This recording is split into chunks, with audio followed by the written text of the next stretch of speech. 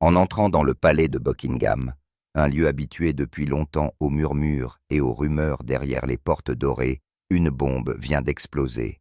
Et cette fois, cela n'a rien à voir avec Meghan Markle, rien à voir avec le prince Harry et rien à voir avec les taux d'approbation ou l'image publique de la monarchie. C'est quelque chose d'entièrement différent. Un secret que l'on croyait enterré depuis des décennies a maintenant refait surface violemment, entraînant avec lui la rage incontrôlable de la femme la plus puissante du royaume aujourd'hui, la reine Camilla. Et tout a commencé avec ce qui semblait être un simple test d'ADN. Un test qui a maintenant révélé une vérité bouleversante sur le roi Charles. Oui, un enfant illégitime, un héritier royal sans nom, sans titre, mais qui porte le sang d'un roi. Pas le prince William, pas le prince Harry, quelqu'un d'autre entièrement. Un nom jamais mentionné auparavant dans les annales royales, se tenant maintenant soudainement au centre d'une tempête publique. Les résultats de l'ADN ont confirmé ce que beaucoup chuchotaient, mais que personne n'osait dire à haute voix. Le roi Charles avait un autre enfant, pas avec la princesse Diana, et certainement pas avec Camilla. La vérité a frappé Camilla comme un coup de couteau au cœur. Elle était la femme qui s'était battue pendant une demi-vie pour obtenir le titre de reine consort. Elle a enduré des vagues de haine publique, de critiques et de froid mépris pour s'asseoir aux côtés de Charles sur le trône. Mais sous son regard serein et son sourire royal entraîné, il y avait toujours une crainte persistante que le passé compliqué du roi, rempli de femmes, ne revienne un jour les hanter. Et maintenant, c'était le cas, avec un coup qu'elle n'avait jamais vu venir. Dès ses premiers jours en tant que prince de Galles, Charles était connu pour son charme, sa sophistication et ses nombreuses aventures romantiques. Avant Diana, il y a eu de nombreuses relations avec des aristocrates, des actrices et même des femmes éloignées des cercles royaux. Ces liaisons passagères étaient autrefois considérées comme de simples incartades, les indiscrétions de jeunesse d'un homme pas encore lié à la couronne. Mais ce que personne ne réalisait, c'est que de l'un de ces enchevêtrements, une vie a été créée, un enfant né avec du sang royal, privé d'un titre, caché comme une imperfection sur l'héritage royal. Maintenant que l'ADN a confirmé le lien de sang, le roi Charles ne peut plus rester silencieux. Il doit affronter la vérité. Mais pour Camilla, ce n'est pas seulement une vérité, c'est une trahison, une blessure fraîche creusée dans des couches de douleurs passées qui ne se sont jamais vraiment cicatrisées. Elle a pardonné à Charles quand il a admis qu'il n'avait jamais cessé d'aimer Diana. Elle est restée silencieuse lorsque les médias l'ont qualifiée de femme qui avait ruiné un conte de fées. Elle a tout enduré pour porter cette couronne. Mais un enfant secret, un rappel vivant des liaisons passées du roi que Camilla ne pouvait pas pardonner. Des sources au sein du palais rapportent que lorsque Camilla a été informée par l'un de ses conseillers les plus proches, elle était si furieuse qu'elle a brisé un verre à vin dans ses quartiers privés. Elle n'a pas crié, mais son regard a été décrit comme assez perçant pour glacer toute la pièce. Elle a exigé que Charles nie publiquement tout, même si l'ADN était irréfutable. Elle voulait protéger l'image de la famille royale, mais plus que cela, elle voulait protéger son pouvoir et ses petits-enfants, des enfants non issus de la lignée de Diana, mais dont elle espérait depuis longtemps qu'ils se tiendraient un jour près du trône. Le problème est que le public en a assez des dissimulations et des communiqués de presse édulcorés. Ils veulent la vérité. Et cette vérité ne peut plus être enfouie sous de froides déclarations officielles ou des portraits de famille soigneusement orchestrés. L'identité de cet enfant, toujours cachée aux yeux du public, ne manquera pas de faire la une des journaux dans les jours à venir. Est-ce un homme adulte qui a autrefois tenté de contacter la famille royale, ou une femme qui a été mise de côté parce que son existence ne correspondait pas au récit royal?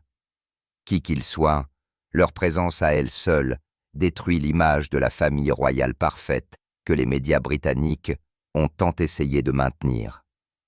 Dans cette vidéo, nous suivrons les indices, découvrirons le passé caché du roi Charles, examinerons la réaction explosive de la reine Camilla et poserons la question la plus cruciale de toutes. Cet enfant secret pourrait-il perturber la lignée de succession royale? Et plus important encore, est-ce le début d'une nouvelle crise royale? Une crise où chaque masque sera finalement forcé de tomber. Tout a commencé avec une seule enveloppe. Pas de sceau royal, pas de crête, pas d'insigne, juste un simple paquet blanc glissé discrètement par les portes arrière de Clarence House par une soirée détrempée par la pluie. À l'intérieur, une lettre manuscrite, calme et calculée. Pas de menace, pas d'exigence, juste une déclaration dévastatrice qui pourrait mettre la monarchie à genoux. Je crois être l'enfant biologique du roi Charles III. Preuve ADN incluse. Pendant des décennies, le public britannique a chuchoté des secrets royaux, des affaires, des trahisons, des héritiers cachés. Certaines rumeurs se sont estompées, d'autres sont devenues plus dangereuses avec le temps. Mais absolument rien n'aurait pu préparer le palais de Buckingham à la tempête déclenchée par cette seule lettre. Ce n'était pas une spéculation oiseuse.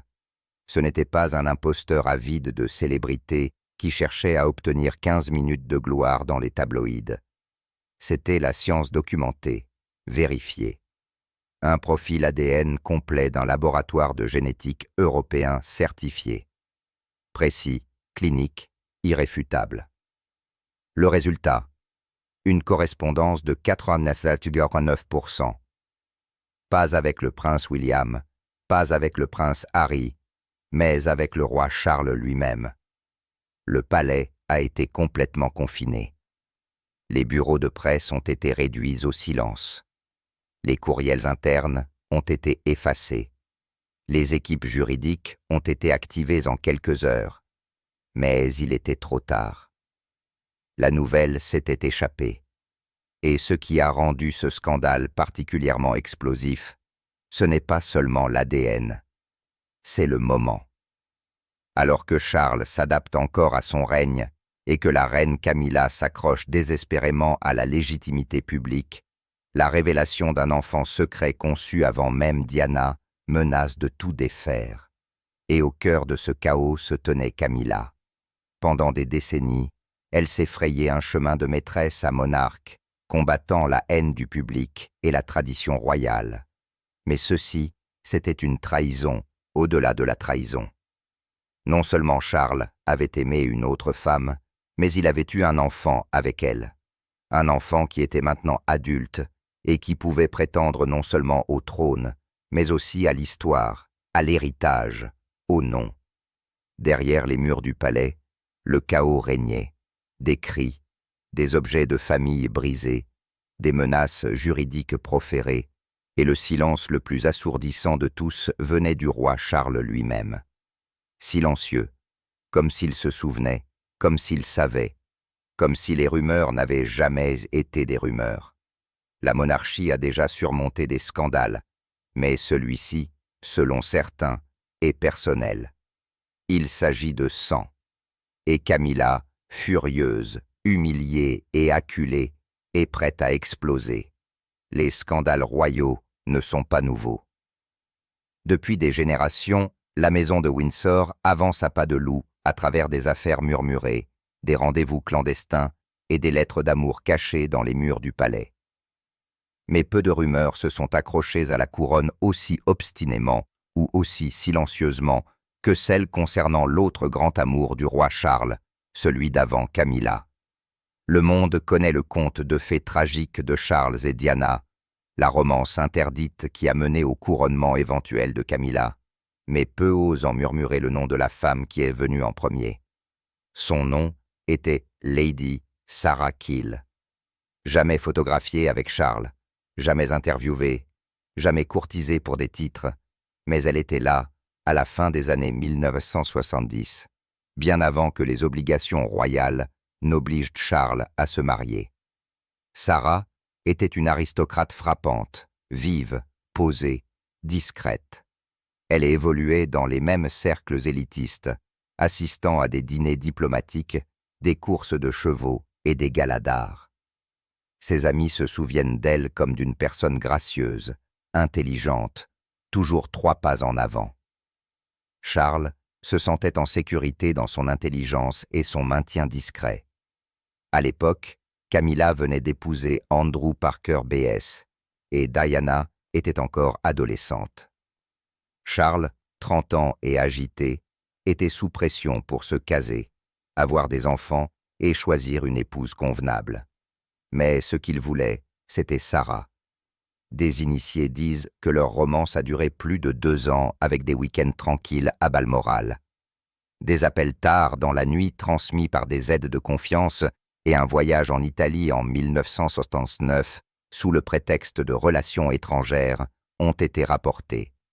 Il y avait même des rapports d'un projet de fiançailles, brusquement annulé après que la reine Élisabeth aurait jugé Sarah trop vive émotionnellement pour être moulée en une mariée royale. Sur ce, elle a disparu du radar royal. Pas de scandale, pas de retombées publiques. Elle est retournée à la vie privée, a épousé un ambassadeur de France 2 ans plus tard et a déménagé en Suisse, mais pas avant d'avoir donné naissance à un fils. Un fils est né 9 mois après sa dernière rencontre avec Charles, au cours de laquelle, selon un ancien valet, il avait l'air d'avoir le poids du monde sur les épaules. Le garçon, maintenant dans la quarantaine, a été élevé à l'étranger, a reçu une éducation privée, soignée, mais pas ostentatoire. Plus surprenant encore, il a toujours été financièrement stable. Son éducation aurait été payée par un bienfaiteur britannique anonyme. Pour son 18e anniversaire, il a reçu une voiture de luxe sans acheteur traçable. Lors d'une visite à Londres, il a été vu entrant dans un cabinet juridique adjacent à la famille royale par la porte arrière. Pourtant, la rumeur est restée telle quelle, une rumeur jusqu'à présent.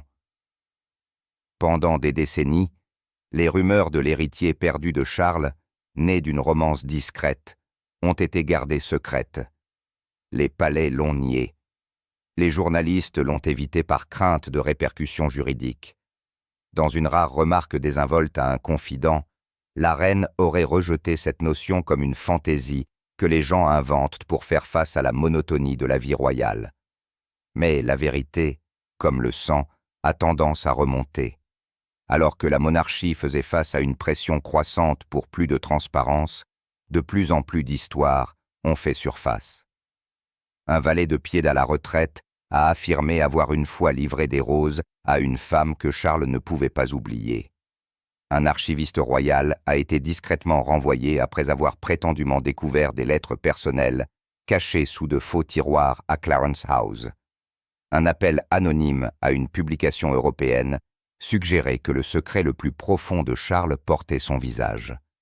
Néanmoins, le palais est resté ferme. Aucun accusé de réception, aucun commentaire. Mais dans les coulisses, la tension montait. Camilla, dont la jalousie est bien documentée, aurait interdit à Charles de parler de Sarah en privé, lorsqu'elle a demandé à un proche collaborateur s'il avait déjà eu un enfant avant Diana. Charles aurait pâli. Et maintenant, avec les preuves ADN à l'honneur et un homme adulte revendiquant un titre que personne n'osait prononcer à haute voix. Les murmures ne sont plus des murmures. Ils frappent aux portes du palais de Buckingham et Camilla les entendra haut et fort. Son nom ne figure pas dans les livres d'histoire. Vous ne trouverez pas de couverture de magazines éblouissantes avec ses photographies d'enfants. Pourtant, pendant plus de 4 décennies, un homme a existé discrètement en marge de la reconnaissance royale, né non pas d'un scandale, mais du silence. Voici Sebastian David Kiel, dont la vie est un paradoxe, public mais caché, privilégié mais invisible, peut-être le fils méconnu du roi Charles III. Sébastien est né à Genève, en Suisse, au début de 1980, 9 mois après la pénultième visite de Lady Sarah Kiel au Royaume-Uni. Son acte de naissance ne mentionne aucun père. Sa mère, noble par son ascendance mais notoirement discrète, a refusé les entrevues et a déménagé dans un domaine de campagne à l'extérieur de Lausanne, loin des regards indiscrets. Dès le début, sa vie était inhabituelle.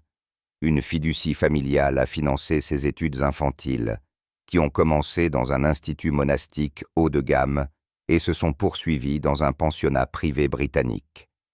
Ses professeurs l'ont décrit comme poli, éloquent, intensément curieux et étrangement mûr.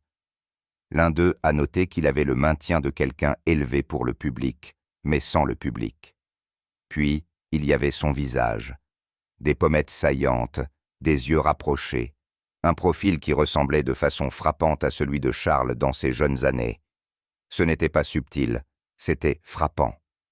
Un professeur a dit un jour « Si je ne savais pas mieux, je dirais que vous venez tout droit de Sandringham. » Sebastian a simplement souri. Au début de la vingtaine, il a déménagé à Londres, non pas pour faire la fête, faire du mannequinat ou rechercher la célébrité, mais pour s'inscrire discrètement au King's College de Londres pour étudier le droit international. Pas de médias sociaux, pas de voiture tape à l'œil. Pourtant, tout était payé. Ses proches ont été surpris par son soutien financier. Selon un ancien colocataire, il n'a jamais discuté de la provenance de l'argent, mais il était toujours là. Les frais de scolarité, le loyer, même la confection sur mesure, comme s'il avait un commanditaire fantôme. Des documents financiers récemment publiés ont révélé que le commanditaire était une fiducie fictive affiliée à un cabinet juridique royal privé, le même cabinet qui a déjà géré le domaine du duché de Cornouailles de Charles. Coïncidence? Peut-être. Puis sont venues les observations. Sébastien a été aperçu près de Clarence House à plusieurs reprises, mais jamais par l'entrée principale, jamais annoncé. Toujours la nuit, les anciens employés ont dit qu'il était entré et sorti en vitesse par l'arrière. Pas de presse, pas de traces. Un chauffeur vétéran s'est souvenu d'un échange tendu, où un haut fonctionnaire a averti. Si elle découvre qu'il est toujours en contact avec Charles, ce sera la Seconde Guerre mondiale. Elle, bien sûr, était Camilla. Sébastien ne s'est jamais exprimé publiquement. Pas d'entrevue, pas de poursuite, mais ses proches affirment qu'il a toujours su la vérité. Un ami d'enfance s'est souvenu qu'il avait ouvert une enveloppe décolorée à 16 ans et qu'il avait murmuré « Tout ce que je pensais savoir sur moi est un mensonge. » Pourtant, il est resté silencieux jusqu'à présent. Aïe! Qu'est-ce qui a changé? Selon des sources, c'est le récent couronnement de Charles. Regardez l'homme qu'il croyait être son père hérité du trône, tout en prétendant qu'il n'existait pas, a brisé quelque chose en lui. Sébastien a commencé secrètement à demander des conseils juridiques. Après avoir échangé des échantillons d'ADN et reçu les résultats de laboratoire, la réalité est devenue évidente. Une correspondance de 97,9% avec le roi Charles III. Pourtant, le palais ne mentionne pas son nom. Son existence demeure méconnue. Mais les preuves sont là, et le monde regarde. Peu importe à quel point vous essayez de cacher un secret, il finit par grandir et frapper à la porte de votre palais. La monarchie britannique a toujours compté sur la discrétion, le secret et un calendrier précis. Mais aucun protocole de palais ne pouvait les préparer à ce qui est arrivé par courrier, un matin frisqué, dans un cabinet juridique privé à Mayfair. Un rapport génétique scellé, avec une documentation certifiée, l'approbation d'un laboratoire indépendant et une conclusion dévastatrice. Le roi Charles III était le père biologique d'un homme de 44 ans que la monarchie n'a jamais reconnu publiquement. Sebastian David Keel, l'enfant illégitime présumé de Charles et de Lady Sarah Kyle, a commencé discrètement à chercher des réponses il y a des mois. Des amis disent qu'il a porté le poids de l'inconnu pendant des décennies, soulevant des soupçons, mais ne trouvant jamais de clarté. On lui a conseillé de rester silencieux, humble, et de ne pas poser trop de questions. Il s'y est conformé jusqu'au couronnement de Charles. Il n'en pouvait plus. Un confident a révélé que regarder l'homme qu'il croyait être son père porter la couronne tout en agissant comme s'il n'existait pas ressemblait à une trahison profonde, presque spirituelle. Sébastien a communiqué avec une agence européenne de tests génétiques de renom en Suisse, connue pour sa confidentialité avec des clients de haut niveau, des familles royales, des millionnaires et des politiciens. Le processus était simple, mais les conséquences étaient explosives. Pour déterminer la paternité, l'agence exigeait des échantillons d'ADN de Sébastien et de Charles. Ici, l'histoire prend une tournure dramatique. Un ancien majordome aux sympathies discrètes, maintenant dans l'entretien du palais, a fourni un échantillon de cheveux du roi Charles, soigneusement extrait d'un peigne de voyage récemment utilisé. La chaîne de traçabilité était sécurisée, juridiquement solide et confirmée par 2 témoins tiers. L'échantillon de Sébastien a été prélevé sous une surveillance stricte du laboratoire. Le résultat, une correspondance de 99,97%. Pas de place au débat, pas d'échappatoire, pas de questions. Sébastien n'était pas un prétendant ou un délirant. Scientifiquement, il était le fils biologique du roi Charles. Lorsque son équipe juridique a reçu le rapport, elle n'a pas immédiatement contacté les médias. Au lieu de cela, ils ont suivi le protocole. Une lettre secrète a été envoyée à Clarence House, adressée directement au roi Charles, comprenant une copie du rapport d'ADN, une brève déclaration de Sébastien et une simple demande. Je ne veux pas de titre. Je ne veux pas de richesse. Je veux juste que la vérité soit reconnue publiquement. Selon des initiés, le palais a immédiatement lancé un contrôle des dommages. Camilla aurait été retirée d'une comparution prévue. Des équipes juridiques ont été déployées. Les téléphones ont sonné sans arrêt pendant 48 heures. Non pas parce qu'ils doutaient des résultats, mais parce qu'ils confirmaient ce qu'ils craignaient. Un assistant parlant anonymement a dit qu'il n'y avait pas de déni ou d'indignation, juste du silence, le genre qui crie à la culpabilité. En quelques jours, des pourparlers secrets ont eu lieu derrière des portes closes. Camilla, furieuse, a exigé de savoir comment c'était possible et pourquoi cela avait été gardé secret si longtemps. Plusieurs membres du personnel ont noté que Charles avait l'air hanté, pas surpris, comme s'il était horriblement et dérangeant hanté. À l'extérieur du palais, les journalistes ont commencé à s'agiter. Le document a été divulgué, non pas par Sébastien, mais par quelqu'un dans les cercles juridiques indignés que la monarchie essaie d'enterrer la vérité à nouveau. L'histoire s'est répandue dans les médias européens avant de faire les manchettes internationales. Bombe à ADN royal. Charles a engendré en fils secrète. Le laboratoire confirme que la couronne est contaminée. Le pire cauchemar de Camilla.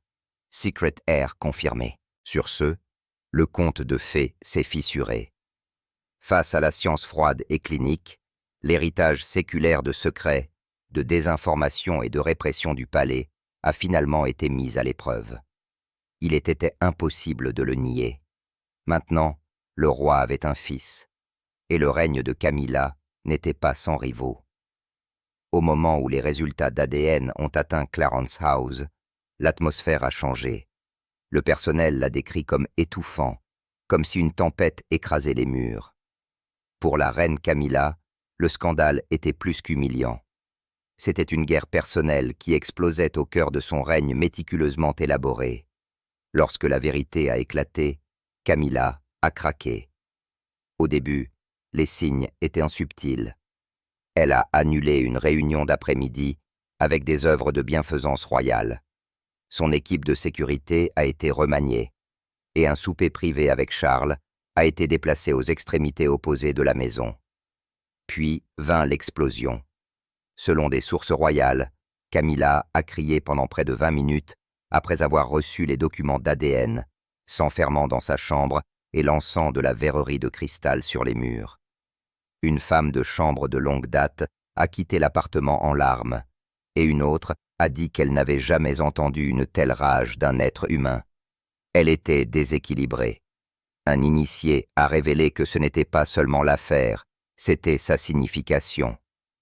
L'enfant était réel, l'ADN authentique, et bientôt tout le pays saurait que Charles avait engendré un autre enfant, mais pas avec elle. Camilla, qui est passée de maîtresse à reine consort après des décennies de scandales, pensait avoir enterré ses cauchemars. Elle avait enduré les critiques du public pour avoir été l'autre femme dans le mariage raté de Charles et Diana, faisant face à des huées, des ricanements et des articles la qualifiant de briseuse de ménage. Pourtant, elle a survécu, a gagné et a épousé le roi. Maintenant, au moment même où elle était couronnée, le passé a refait surface, non pas comme une rumeur, mais comme chair et sang. Un homme adulte avec de l'ADN royal, le soutien des médias et le pouvoir de démanteler son héritage avec une seule entrevue. Le personnel du palais dit que Camilla a exigé que l'équipe juridique efface l'embarras en publiant une déclaration contestant la revendication d'ADN, discréditant Sébastien et menaçant de poursuites judiciaires tous médias couvrant l'histoire. Mais Charles parlait à peine, son silence l'exaspérant davantage. Elle l'aurait accusé de laisser le fantôme de Diana les ruiner à nouveau, claquant une porte si fort que le cadre s'est brisé. La sécurité a reçu l'ordre de se tenir devant sa suite, non pas parce qu'elle était une menace pour les autres, mais parce qu'elle était hors de contrôle. Des initiés disent que ce qui a le plus piqué, c'est la sympathie du public pour Sébastien. Il n'a fait aucune demande, n'a cherché aucun titre et voulait simplement une reconnaissance. Comparé à son calme et à son noble comportement, Camilla a semblé pire. Dans un message audio divulgué à un confident, elle aurait dit « Ils le dépeindront comme l'héritier légitime et me feront passer pour une fraude à nouveau. Après tout ce que j'ai abandonné, après tout ce que j'ai sacrifié », ont murmuré certains courtisans. C'était la pire crise depuis les confrontations emblématiques de Diana avec Charles. Un mélange toxique de tristesse, d'anxiété et de désespoir derrière des portes closes. Camilla n'était plus la reine calme saluant aux côtés du roi. Elle était une femme en pleine tourmente, craignant d'être remplacée par un fantôme, un secret et un fils qui, par le sang, était à portée du trône. Camilla était prête à partir en guerre pour y mettre fin. Alors que Clarence House était assiégé et que la rage de Camilla résonnait derrière des portes closes, le prince William et la princesse Catherine sont restés calmes, non seulement pour les caméras, mais aussi pour l'avenir de la monarchie. Leurs expressions sereines reflétaient un contrôle délibéré, pas de l'apathie. Dans un palais ébranlé par les révélations de l'ADN et la trahison, William et Kate sont restés silencieux, resserrant leur cercle, inspectant le champ de bataille et se déplaçant comme des maîtres d'échecs. En privé, William aurait été ébranlé mais pas surpris. Des rumeurs concernant un demi-frère circulaient dans sa famille depuis des années, chuchotées par des responsables royaux, des tuteurs et des tabloïds. Mais il n'y avait jamais eu de preuves scientifiques jusqu'à présent. Avec les résultats de l'ADN confirmés et le palais en émoi, il a compris les enjeux. Il ne s'agissait pas seulement de Charles.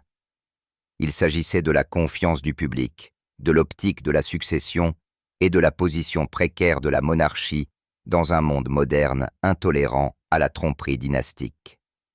Selon des initiés, William a dit à ses conseillers « Nous n'intervenons pas, nous ne calomnions pas, nous attendons et nous nous préparons. » Sa priorité n'était pas de saper Sébastien, mais de protéger ses enfants, le prince Louis, la princesse Charlotte et le prince George. L'avenir de la monarchie. L'émergence d'un oncle secret pourrait modifier l'opinion publique, susciter l'intrigue et menacer l'image soigneusement élaborée de la continuité royale. Formé pour cela dès la naissance, William a choisi le pouvoir discret plutôt que les représailles royales. Kate, comme toujours, était son point d'ancrage derrière les murs du palais. Elle lui a offert des conseils difficiles, rappelant à William de rester au-dessus de la tempête. Leurs apparitions publiques sont restées posées, affectueuses et inébranlables, assistant à des événements pour enfants, soutenant des œuvres de bienfaisance et rencontrant des dignitaires, sans jamais reconnaître le drame qui se déroulait dans les coulisses. En privé, Kate était stratégique. Des sources affirment qu'elle a chargé des spécialistes des médias internes de surveiller le récit sur toutes les plateformes, de recueillir tous les titres, tweets et vidéos concernant l'émergence de Sebastian. Pas pour faire taire, mais pour comprendre et anticiper. Qu'ont-ils vu? Le public a sympathisé. Pas avec Camilla ou Charles, mais avec Sébastien, un homme calme et articulé qui ne cherchait qu'une reconnaissance. Alors que les appels à une déclaration publique du palais de Buckingham se faisaient de plus en plus forts, certains ont spéculé que William pourrait tendre la main à Sébastien directement. D'autres pensaient qu'il attendait de voir si Charles allait parler ou laisser le silence les consumer tous. Une chose était claire, William et Kate avaient tiré les leçons de l'histoire. Ils savaient comment l'entreprise avait mal géré Diana et les risques du silence. Ils n'étaient pas sur le point de répéter ses erreurs. Camilla s'effondre peut-être. Charles se cache derrière des portes antiques. Mais William et Kate planifient la survie de la monarchie. Leur stratégie était simple. Rester calme, être préparé et agir au bon moment. Pendant des décennies, ce n'était qu'une rumeur. Un murmure derrière des rideaux de velours, partagé par des regards entendus par ceux qui en ont trop vu, mais en ont trop peu dit. Maintenant, c'est un fait. Le test d'ADN ne ment pas. Un homme élevé dans le silence, caché aux yeux du public, porte le sang d'un roi. Il a les yeux, la posture, même la voix de Charles. Grâce à la science, il connaît la vérité et le monde a la preuve. L'indignation de Camilla domine peut-être les manchettes, ses tirades, les portes claquées et la peur d'être remplacée. Mais la véritable histoire se trouve plus profondément. La pourriture au cœur de la monarchie. Un héritage bâti sur le déni et le secret à vie. Charles au centre de tout. Son silence assourdissant. On ne peut plus le nier. Sébastien existe. Il est réel. Il est royal. Bien qu'il ne porte peut-être jamais de couronne, sa seule présence pourrait détrôner ceux qui le font.